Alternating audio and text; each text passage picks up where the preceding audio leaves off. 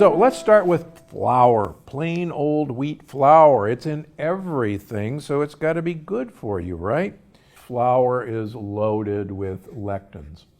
And now with the advent of really useful leaky gut tests that I have available and others have available, I'm more and more and more amazed that our sense that gluten causes leaky gut and the other components of wheat cause leaky gut is borne out every day. A hockey player, a National Hockey League, an NHL hockey player, who developed out of the blue ulcerative colitis, and he's lost over 70 pounds and is off right now. And when we tested him for leaky gut, this guy wildly reacts to all the components of wheat germ agglutinin, which is the hull, all the different components of gluten, and he reacts to the 25 to 30% of proteins in wheat that are non-gluten.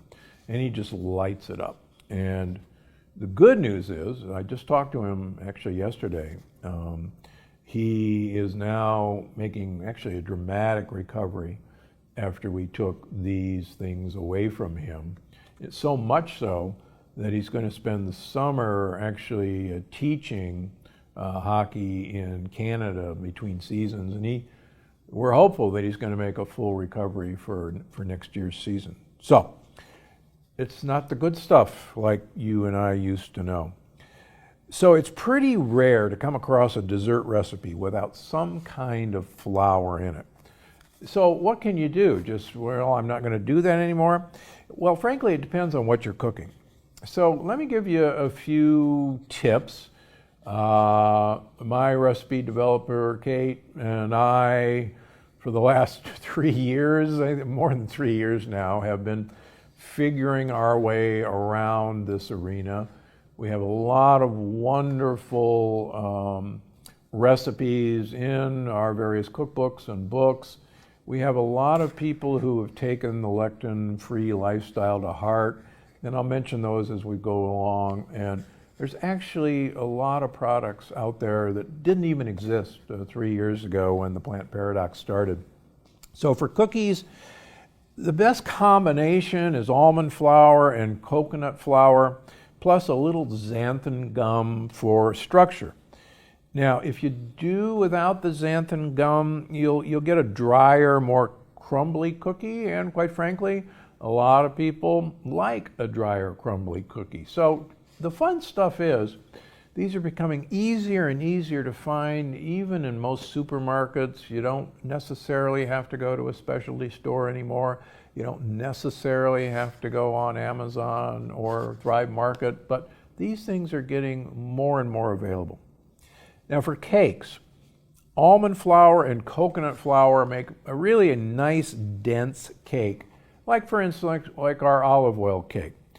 Now, if you want, you can add millet flour and tapioca starch for a fluffier cake that, quite frankly, gets pretty close to a traditional birthday cake.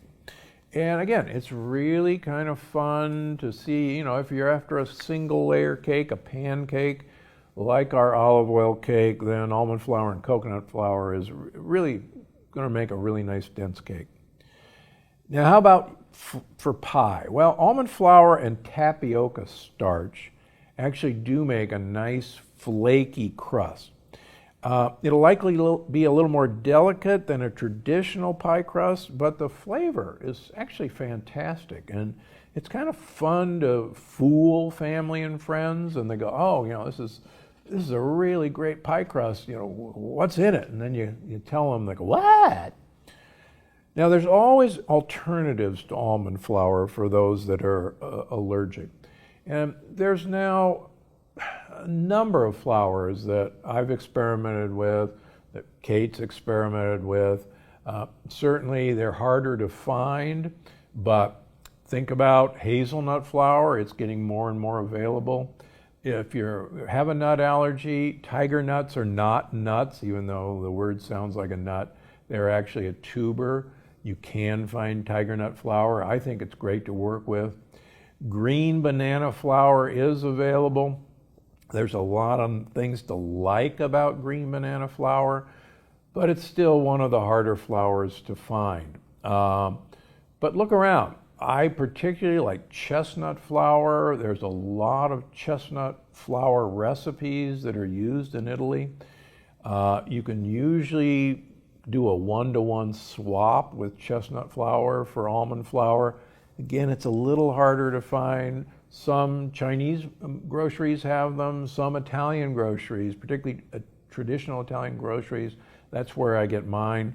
So half the fun is trial and error, and get the family involved. Try 2 or 3 different versions simultaneously, and it's really great fun to experiment with this. And some of my best moments growing up was experimenting with recipes with my mother in the kitchen, and we just had a great time. And yeah, sometimes the batch was a disaster and you'd have a good laugh over it. Well, won't be doing that again.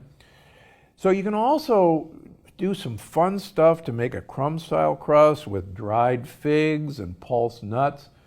Just be careful with the dried figs or dates because they do have a really concentrated fructose content. So just be aware. And you just press this crust into a pan. All right, bread. So bread is where it gets really interesting because you really do need something to give it that gluten-y stretch, which is really why we're so addicted to gluten in the first place. It gives structure, it gives stretch, and it's also, because of the ability to stretch, it makes it light and fluffy. So we've played a lot with this. I like psyllium husk for this stretch. And if you mix it with water, it forms a really gloppy paste that really does work great instead of gluten. Now, I like a mix of flax and millet flour for structure and tapioca starch and arrowroot starch to create that fluffy texture. Now, you can often substitute any of these flours 1-to-1 with regular flour, but don't try one individually. It's not going to work. You really have to get multiple flours, and right now there isn't a perfect lectin light flour that's a perfect swap for regular old all-purpose baking flour. For a lot of things, I find like 2/3 almond flour, 1/3 either coconut flour or tapioca starch, and a pinch of xanthan gum works really pretty well. Okay, so what about sugar? I mean, who can imagine a holiday dessert without sugar? Well, like I said, I have a big sweet tooth, but there are always ways to satisfy your sweet tooth without packing on the pounds. And the good news is that there are a lot of healthy sugar substitutes that are actually becoming widely available. So one of my baking go-to is a 1-for-1 monk fruit sweetener, like the Lakanto brand, which is now available in a lot of regular grocery stores, and it's even in Costco now. And by the way, they make a great maple syrup substitute that's a great use instead of corn syrup-based maple syrups, and it's perfectly great on our pancake recipes from the book. And even if you want to find one of the widely available paleo or keto pancake recipes that are prepackaged, that are also in Costco now, my grandkids love Lakanto maple syrup on their pancakes that they make from our recipes. And so, if they can't tell the difference, believe me, you won't be able to tell the difference. And it's actually good for you. Now, you can also use things like xylitol, erythritol, stevia, pure monk fruit, and even agave inulin. Now, please do not confuse agave inulin with agave syrup. Agave syrup is pure fructose. And I see all these sites that say, paleo-friendly or keto-friendly, and they've got a half a cup or a cup of agave syrup in it. or for that matter, a half a cup of maple syrup in it. I got news for you. There is no way that that's keto friendly. It's pure fructose. So please don't be misled by agave syrup. There is a great inulin-based sweetener, which is a little hard to find, called just like sugar, but you can use that 1-for-1 in recipes to replace sugar, and it works really well in baking. There's another new sweetener that's becoming more available called allulose. It works well. Dave Asprey and I are actually fond of allulose, with the proviso that so far most allulose seems to be coming from corn. And he and I are on the lookout for non-corn based allulose. We'll tell you when we find it. He's actually, I think, trying to get a company interested in making it, so look for it. Okay, how about fat in your cooking? Well, quite frankly, holiday cooking is going to need some form of fat. So go ahead and use butter, but please use French or Italian or Switzerland butter. They're actually becoming easier and easier to find. We're beginning to see A2 butter products in the stores. There's now some A2 yogurt that's propping up. So people are beginning to recognize that there is a difference between A2 and A1 casein. So look for it. It's available. Don't be misled by all the advertising that this is grass-fed butter. Most of the cows, sadly, in the United States are A1 cows. They're Holsteins. So even a step of eating grass is certainly better than giving them the crap they're normally fed. But it's now pretty easy to find Italian butter or French butter. Costco even has Italian butter. So it's easier to find. Now, extracts, vanilla extract, almond extracts are definitely your friend. Mint extracts is great with chocolate. A word of interesting warning, as I have mentioned, I do a lot of leaky gut tests and a lot of food sensitivity tests. And in some of my really difficult patients with really difficult leaky gut and autoimmune disease, I'm finding a handful, actually more than a handful, that react to vanilla bean, and they react to almond, even almond flour. So I'm not saying please avoid vanilla extract, please avoid almonds, but make sure your almond flour is blanched almond flour, not the stuff that still has the skins. And if you want to check, try, and you're suspicious about vanilla as a culprit, try a imitation vanilla extract and just see if you notice a difference. Now, is there a healthy shortening? Well, really, coconut oil is probably the best alternative.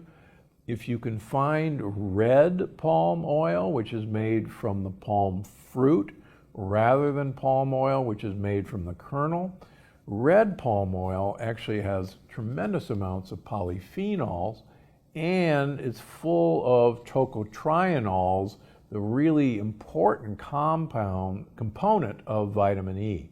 So there's tocopherols and tocotrienols, and so red palm fruit shortening actually is one of your better choices. And usually you got to go to a health food store or find that online. It's not readily available yet. Now, instead of using vegetable oil, use avocado oil. It has a very neutral flavor. Make an olive oil cake. I've been really playing with plain sesame oil, not toasted sesame oil. And I gotta say, it's my new go-to oil for a number of reasons that you're going to learn about in the energy paradox. It has an absolute neutral flavor. When you toast it, it has that really great toasted sesame flavor. But plain sesame oil has an absolute neutral flavor. So, experiment this holiday season. Give it a try. Okay, So that covers the big ingredients. But what about the mix-ins? Well, extracts, vanilla, almond extracts are your friend. Mint extract is great with chocolate. Oh, I love citrus zest. It's loaded with polyphenols, number one. And actually, citrus pith, the white pith that's right under the zest, has some of the best sources of quercetin, which is really one of the best plant-based antihistamines there is. So don't be afraid of actually putting some of that citrus pith in. Chocolate as an add-in, the darker the better, particularly if you're making chocolate chip cookies or any chocolate. Just kick up, start with 72% and work your way up. We're rapidly seeing stevia sweetened chocolate bars. There's a number. I'll give a shout out to my hometown company of Lily's in Santa Barbara. I have no relationship with them, but hometown success story. But there's a number of ones that are now coming out with either stevia or monk fruit base, and they're well worth your trying them. You do have to be careful, particularly with erythritol or xylitol-based sweetener in chocolate. Too much of these often give people abdominal cramps and, quite frankly, diarrhea. And maybe that's just telling you you're eating too many of those bars and maybe you ought to cut back. More amazing episodes just like this one. Watch now. Sugar. And no, there's no such thing as good for you or healthier sugar. Sugar is sugar. And that goes for coconut sugar, brown sugar, agave.